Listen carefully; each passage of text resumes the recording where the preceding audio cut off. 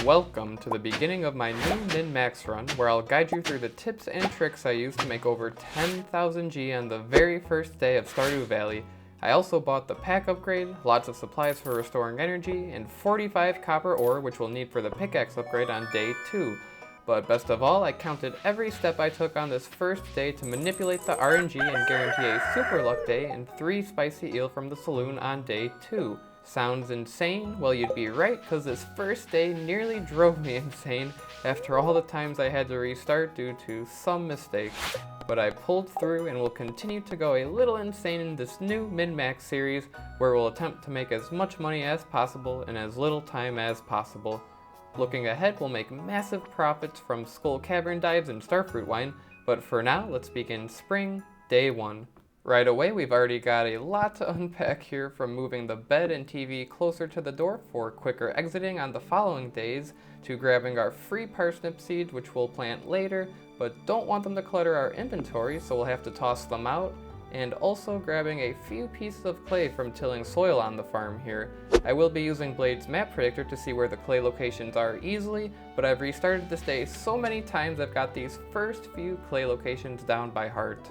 We will leave the farm right away to go straight to the beach for clay farming so we can sell it all to Robin and get to Clint's before he closes at 4 p.m. We'll need enough money for 45 copper ore, the pack upgrade, and some supplies from the Saloon. The first day bottleneck is usually energy, but the seed I chose here when creating the save file spawned 3 leeks at the bus stop, which we can easily collect. We've also got 2 more clay deposits to dig up, and these first 5 pieces of clay were not only convenient to grab along our route, but 5 tills were needed to set up a nice pattern for clay farming on the beach, which we'll see shortly. As we move through town here, I'm counting every step I take, part of why I need to pause so often, although I've pretty much memorized the amount of steps I take this morning. We'll need a total of 756 steps today, but more on that later. For now, let's grab a cookie from Evelyn's trash can, a pepper poppers from the Saloon's trash can, and a field snack from Lewis's trash can. Now that seems like some pretty insane trash can luck, and these items would not be here if I loaded into the game from the seed I first created the game with. I've actually loaded in with an entirely different seed, one that puts these items in the trash cans. This concept is called dynamic seeding, which sounds super complex, but is actually one of the easiest methods to put in practice. I know all these crazy methods might be a lot to take in at first, and trust me, they are. Not only did I take countless attempts to get this first day just right, but I spent countless hours just learning these strategies. So don't worry, I'll do my best to further explain what's going on as we move along. For now, let's do something everyone can enjoy, a little clay farming. You'll notice I did just turn up my game volume, and I usually recommend keeping it turned down if you're trying to count steps, and just have the footstep volume turned up so that's all you hear and the other sounds don't get you confused. Well, even with the footstep volume turned up, you still hear other random noises like trash cans and shipping bins close, and the rustling noise through crops and spring onions. So we're gonna get confused no matter what, so might as well keep the game volume up, and this actually helps a whole lot while clay farming, so I can get the animation cancel timings just right. I find the sound effects the tools make when used serve as a good audio cue for when I should press the animation cancel button. And what do I even mean by animation cancel button? Well, normally to cancel any tool use animation in Stardew, you have to press the R, delete, and right shift keys all at the same time. There's no way anyone can press these 3 keys at once, so what most players do is bind all 3 keys to a single key. In my case, I use the spacebar. So basically, how I animation cancel is I swing my hoe, and right when I hear the sound effect, I immediately press my spacebar to cancel the animation. And typically, I'll also press my inventory button right away to go back into the inventory. And that brings us to the importance of pausing. Now, of course, constantly pausing the game takes a whole lot of real life time, but it saves us precious in-game time and is essential for min-maxing. When the game is paused, we have time to think about our next action, take a breather, or in my case, while clay farming here, I go back and forth between my game and my second monitor, which holds the ever so important Blade's map predictor. This tool is great for starting clay patterns and keeping track, but I won't need to refer to the map for every single piece of clay, since every one we dig up, the next one will follow a pattern which we can predict. Most often, you'll notice the next clay is found 1 tile up and 2 tiles to the right of the previous one. The greater pattern I'm following right now is the 69 pattern, essentially because you'll dig up 4 rows of clay, then 2 more filler clay, then another 3 rows of 9 clay, which will fit nicely within the already dug up space. Then there's another 4 filler clay to make 69 and allow the large pattern to repeat. However, I'm doing a slight variation of the 69 pattern, where each large footprint of clay will start to shift towards the upper left, but this is intentional to try to flow with the shape of the beach here. I think the best way to get a handle on clay farming is to try it yourself, and you'll naturally learn how the clay moves.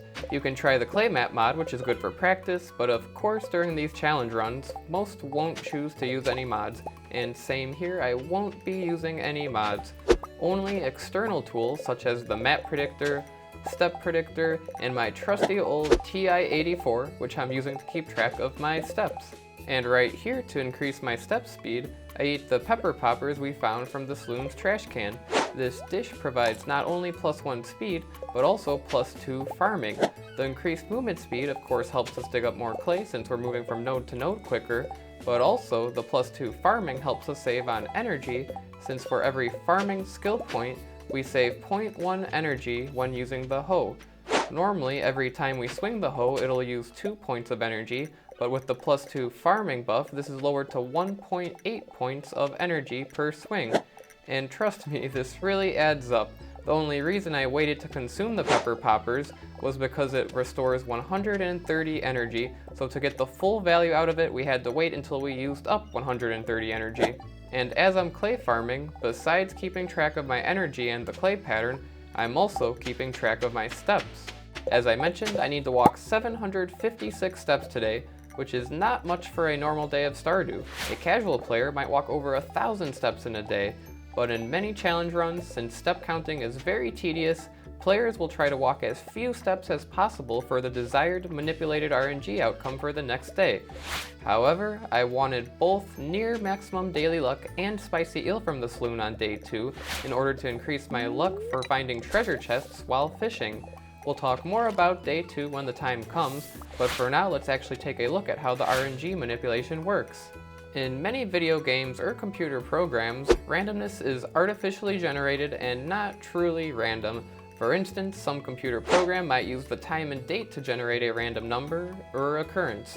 In Stardew's case, the game seed that I've mentioned actually generates a whole lot of the game's randomness, including everything you see on Mousy Pound's predictor tool, such as geode contents, monster floors in the mines, and the traveling cart stock. So those are all determined by the game seed. However, the daily luck, dish of the day, and next day's weather are all a bit more tricky and dependent on some other variables as well. A streamer named Cordite has a nice spreadsheet which can calculate these seemingly random aspects given a few inputs. This first day is pretty simple. We just need to enter that we're on spring day 1 and our dynamic game seed, meaning the one we load into the game with. The last input is our steps taken, which will control for our desired daily luck, dish of the day, and day after's weather. Right now, we're not worried about the weather since it always rains on day 3, but we need to find a spicy eel dish of the day and high daily luck. The first occurrence of this outcome is at 756 steps, so we'll get 3 spicy eel for the dish of the day and 0.098 daily luck, which is super close to the maximum of 0.1. Back to the day at hand, the time is a bit past 11 AM and we've been able to dig up 180 clay, which would sell for 3,600 G. Our money requirements today are actually quite reasonable considering we have access to a bunch of free energy restoring items. We got the 3 leeks from the bus stop, the pepper poppers, which we already ate, and now we're about to consume the field snack and shortly after the cookie. There will be some more free leeks and spring onions to grab later, but for now we have enough energy to get us to 2 PM, which is the time I found we need to leave by to have enough time for selling clay at Robin's and making it to Clint's before 4 PM. Our top priority on this first day is obtaining enough copper for the first pickaxe upgrade. This means 25 copper ore to smelt into 5 bars and 20 copper ore for a furnace. 45 copper ore at 75 G a piece would cost 3,375 G. However, with the dynamic seed I'm using for this day, it spawns a geode from the museum trash can, and the first geode we open using this seed gives us 20 copper ore. That saves us 1,500 G, which goes a long way.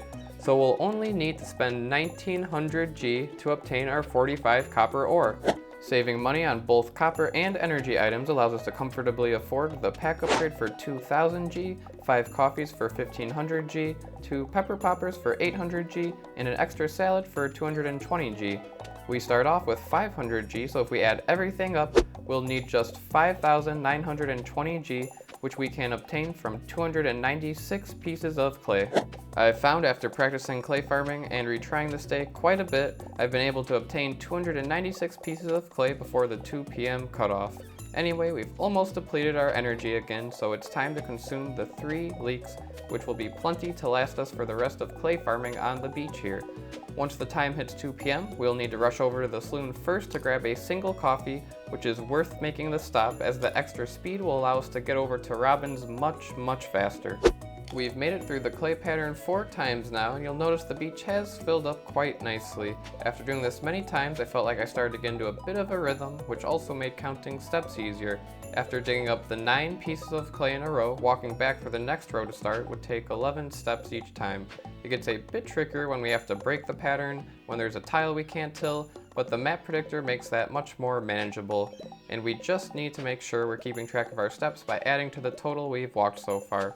Referring to the map predictor is always safest, but takes a lot of time to go back and forth, so understanding how the clay moves does help quite a bit. However, there are many times I think I'll find a clay in a certain tile and end up not tilling up one.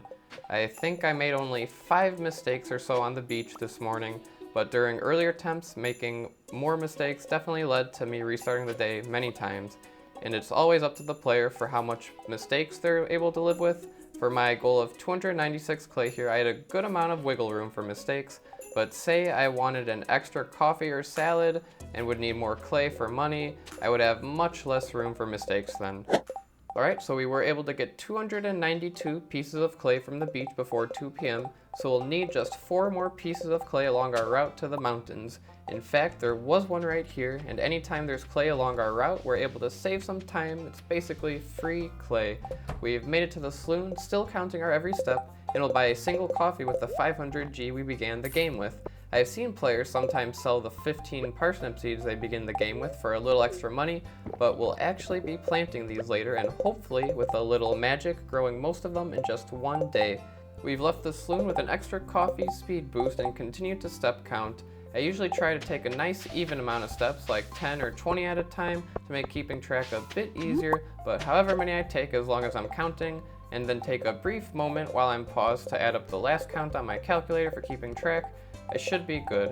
Right here in this dirt patch, there's 3 more pieces of clay along our route, which will put us at the goal of 296. We'll also grab 2 daffodils on the way, and although we can't eat them for energy like the other spring forageables, we might want them for crafting spring forage seeds. Before entering the carpenter's shop, we'll take a quick loop around the mountains to grab 5 more leeks, which is a nice free 200 energy right there. As we grab them, you'll notice I'm moving quickly, but actually not taking any steps here, and this is something piano addicts called the silly walk, so that's what we'll call it. Basically, as I'm moving, I'm holding down my spacebar, which is bound to the animation cancel keys, and repeatedly swinging my tool. Since I'm holding down the animation cancel, the tool animation will play for just 1 frame and immediately get canceled, which also interrupts the step animation, and if that doesn't play and we don't hear the step sound, we have not taken a step. So this is nice if we don't want our steps counted, since pausing and unpausing can be very tedious. Another option, like I have been doing, is just taking the steps and counting them, since we will have to anyways, but taking that many steps at once and grabbing all the leeks here gets quite confusing, and I won't be able to accurately count the steps, so I save actually taking steps for periods where counting will be much easier. We went ahead and sold our clay, so we'll see that money in a second, but first, while we're here, it's time to make Robin mow our lawn. That's part of why I began with a cabin, since it has a larger blueprint. It can get rid of the grass a bit quicker, but it doesn't fit between a lot of the debris on the farm here, so we'll have to repeatedly move our shipping bin around to clear the grass. But mowing the lawn is very necessary, as not only will it make clay farming much easier, but also because when we move near the grass, it'll make a sound effect that gets very confusing with our step sounds and makes step counting extra difficult. But clearing the grass is a must for clay farming, which we will continue to do back at the farm tonight. After that, you'll see we gained the 5,920 G from 296 clay to put our total money at 6,120 G, which we'll spend very soon. We left Robin's at 3:10, which is pretty much the latest time we can leave and make it to Clint's before he closes at 4. We're moving as fast as we can here, doing the silly walk, passing Abigail without even saying hi to her, because as much as I'd love to simp for her, we got no time for that in a min-max run. We can't forget about the geode from the trash can, which puts the time now at 3:50, and hopefully this time I'll make it to Clint's before he closes at 4. I've already made many attempts where I get here just after he closes, but this time thankfully we get inside just in time and can right away open this geode for 20 copper ore. This is enough to craft the furnace tomorrow, which we'll need to smelt 25 more ore into bars for the pickaxe upgrade. We'll buy the 25 additional copper ore, and you'll see me toss one from my inventory, which I don't think is really necessary right now since we opened some from a geode, but there used to be this thing where buying copper ore wouldn't trigger the next day cutscene for the furnace, and tossing it from the inventory then picking it back up was needed for that cutscene the next day. But anyway, as we make our way over to Pierre's for the pack upgrade, we'll try to dig up a few more pieces of clay along the route, since we'll want as much clay as possible to sell at the end of today to have money in our hand for day 2.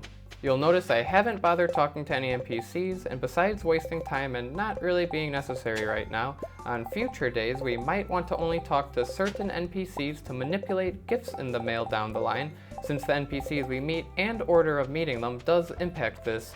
I won't get into this right now, but it's just something to keep in mind as a possibility. We finally made it to Pierre's and can purchase the pack upgrade for 2,000 G on this first day. I've seen many challenge runs skip the pack upgrade on day 1, but personally I really like getting it because this way we won't have to waste time and energy chopping trees to gather wood to craft a chest today. It'll also help a lot for fishing on day 2, since we'll get lots of treasure chests which will contain a variety of items. It can be argued the money is better spent on more supplies, but we have enough extra funds for a salad, 2 pepper poppers, and 4 coffees from the Saloon here. This, plus the leeks and spring onions that we'll grab soon, will be more than enough for clay farming tonight, and what we decide to do in the morning on day 2. Most likely we'll clear as many rocks on the farm as we can, since we'll later upgrade our pickaxe in the day, so it'll be necessary to get rid of as many rocks as possible beforehand to have more space for clay farming. After leaving the Saloon, we'll drink a coffee right away, since it'll be a long journey over to the Cindersap Forest area where the spring onions wait for us. There will be 23 spring onions, and no, I didn't just get lucky here. This required recreating my save file many times. The spring onions are not dependent on the game seed, and a random amount will spawn, sometimes 0, sometimes over 20. I spent over 2 hours recreating my save file until I found 23 spring onions, but once we do come across the save that has them, every time we restart by loading into that day, the same amount will be kept. You'll notice as I grab the spring onions here, I'm being extra careful not to get too close to them. When I get close to them, they'll make a noise that sounds very similar to the footstep noise, and even if we turn down our game volume and just kept the footstep sounds on, this noise is still audible. So to make sure I keep my step count accurate, I'm just going to carefully pick the onions without ever standing in them. And as I collect the onions here, I also try to dig up any clay that I can by taking a look at the map predictor. But anyway, in order to get the amount of spring onions you desire, you need to keep recreating your save file as opposed to restarting the day just by loading your save file in. The quickest way is once the save is created, open the game file and do a search for the literal string less than which forage crop greater than 1, and however many times this string shows up will be however many spring onions your world has, so it saves you the trip of going all the way down to Cindersap Forest. After grabbing the onions, it's time to return back to the farm, and all the forageables have put us at Foraging level 1. This is important so we can pass out and still wake up with full energy the next morning. The forageables that have spawned today were a result of our day 0 seed, which is the seed I used when creating the save file, not the one when loading into the game. Throughout the day, we've collected a dandelion, wild horseradish, 2 daffodils, 8 leeks, and 2 mussels and a clam from the beach, so that's 15 forageables, which gives us 7 XP each, so that's 105 foraging XP right there. And the spring onions are 3 XP each, so times 23 gives us another 69 XP. Nice. So we've gained 174 XP and only needed 100 for level 1 foraging. We're back at the farm and right back to clay farming. We'll work our way up towards the top of the farm where there's more open space, but still clay farm down here a bit since I'd rather save the most open space right by the house for the latest part of the night, since the biggest problem we'll face is that it'll get very dark outside, making it extremely hard to see what we're doing.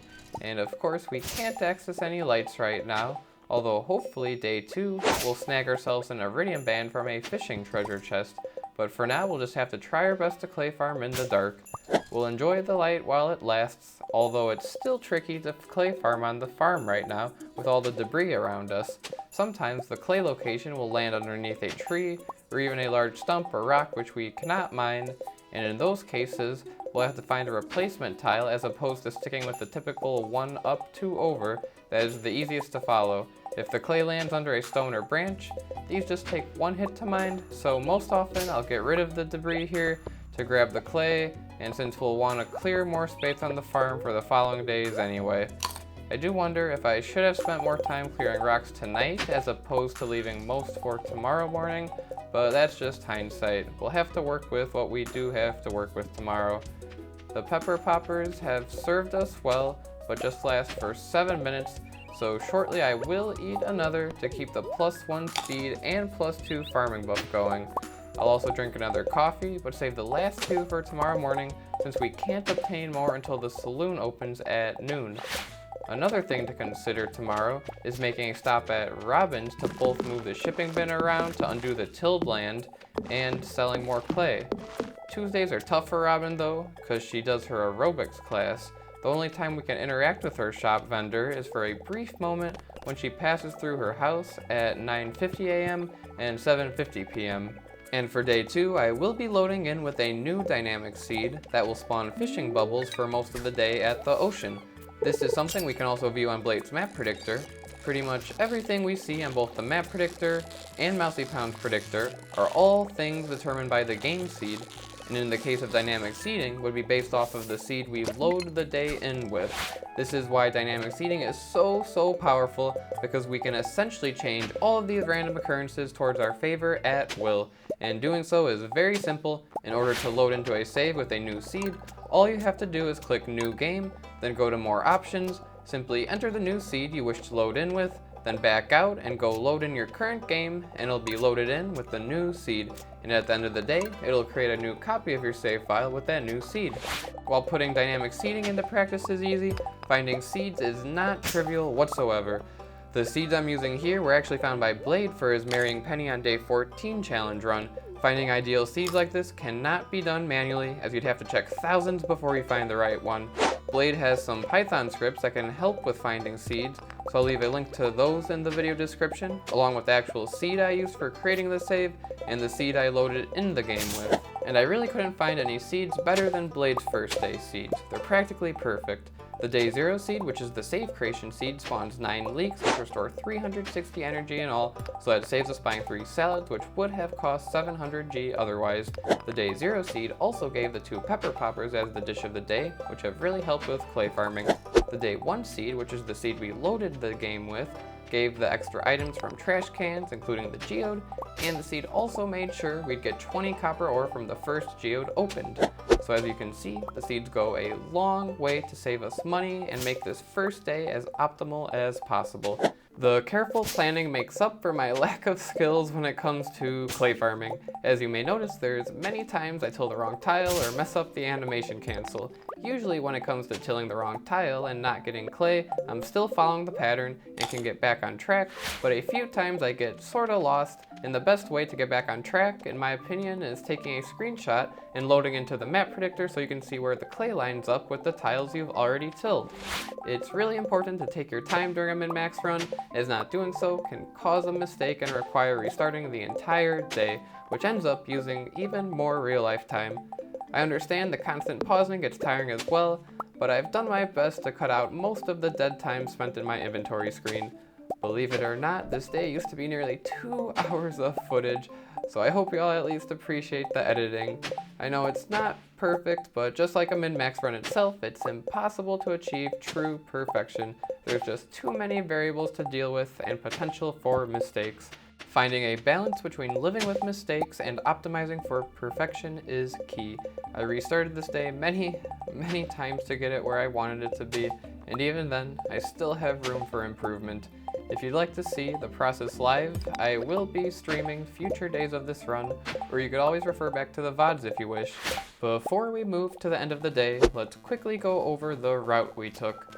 This morning, we left the farm right after we woke up, grabbed some leeks at the bus stop, and dug through the town's trash cans along our way to the beach. We clay farmed on the beach all the way until 2 p.m. when we had to leave for Robin's. Passing through town, we grabbed a coffee from the Saloon and made it to the mountains where we found 5 more leeks. We made it to the carpenter shop before 3 and sold our 296 clay to Robin for 5,920 G, and then mowed our lawn with the shipping bin. Then we hurried to the trash can outside of the museum to find a geode and make it to Clint's before he closes at 4. We opened the geode and bought more copper ore for a total of 45 ore needed for the pickaxe upgrade day 2. Next, we stopped at Pierre's and purchased the pack upgrade. Then we bought some more coffee and pepper poppers from the Saloon. We visited Cindersap Forest and found 23 spring onions waiting for us, then finally returned back to the farm to farm clay for the rest of the night. I'm very happy with how this route turned out. The extra energy items definitely helped by allowing us to clay farm all the way until 2 p.m. as opposed to running out of energy before then. This allowed us to push the stop at Robin's to the latest we could and still make it over to Clint's. It saved us time to only make a single loop through town, stopping at each destination once, and ending the day at the farm will allow us to ship our clay overnight. However, my main weakness on this day was definitely clay farming back at the farm here. It's so dark, making it so hard to see, and I've made a whole bunch of mistakes here while clay farming. Luckily, I'm able to get back on track, but I still ended up wasting a bunch of time with mistakes. We can't forget to plant the parsnip seeds, and we'll want to plant them close together, as overnight we'll see our day 1 seed hold yet another surprise for us, so I will have to till a few tiles here without gaining any clay, just so we can get the seeds down, although it would have been nice to have just tilled it all from clay farming. Since we're almost about to pass out, I am just eating spring onions now as opposed to another leek, since I'm not sure I'll use up another 40 energy. It's getting real late now, so let's get these parsnip seeds down before it's too late, and after planting them all, we'll see if we can grab any more clay, although our main concern now is getting to our 756 step goal. Here's another 2 steps to put our current total at 737, another 2 for 739, and we're still clay farming here with another 5 steps for 744, another 2 for 746, and another 5, which makes 751. And I just remembered something very important. We need to ship our clay so we have money in hand day 2. The time is 1:50, so we can pass out any moment here, and we still have 5 steps left to take. So let's take those towards the shipping bin, and that hopefully puts our total steps at 756. And we can get over to the shipping bin just before passing out here. We're able to throw our 238 clay in the shipping bin, and we'll pass out here right afterwards. Hopefully our step count is accurate. I think I went through 4 different attempts of day 1 where I made it all the way through the next day, but the step count was wrong. We'll see a welcome guest fly on over to our parsnips, the crop fairy, which is a random night event that was part of our day 1 seed, so we'll get some instant growth parsnips for day 2. And it looks like the fairy will grow 12 free parsnips for us, which we'll have to find a use for. In just a moment here, we'll see our level up to level 1 foraging, then gonna view the 238 clay shipped for 4,760 G. Keep an eye out for day 2 of this min-max challenge, where we'll try our hands at some fishing in hopes of getting lucky with an iridium band and some more sweet loot from treasure chests. Our super daily luck will certainly help with that, and speaking of that, let's real quick make sure we counted our steps right. If we open the game save file, we can see that we've walked 756 steps, which is the correct amount that will result in a daily luck of 0.98 and 3 spicy eels from the Saloon. Hooray! We've been able to gather 534 clay day 1 for a total earning of 10,680 G, and with our daddy money in the mail, we'll have over 5,000 G in pocket day 2. Thank you so much for watching. Always feel free to leave a comment, and if you'd like to learn more about the strategies I use, check out this video right here, and I'll see you in the next one.